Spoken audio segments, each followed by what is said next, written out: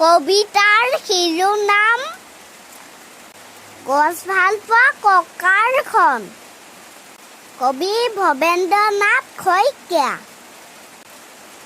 ভাল পাধু ৰঘুনাথ, তুমি মোক পুতেৰাৰ বিয়ালৈ মাতিলা। পিছে ৰভাখন দিবলৈকে আমলখি গছজোপা কিয়নো কাটিলা?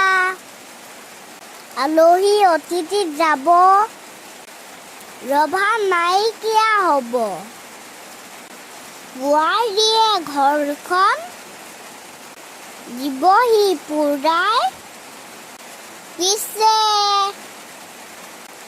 কোৱাচোন ৰঘুনাথ, আমলখি গছজোপা সহজতে পাবানে ঘূৰাই?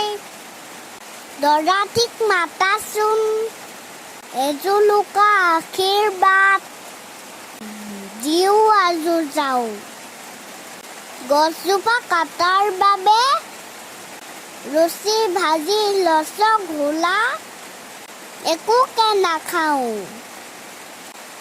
ধন্যবাদ।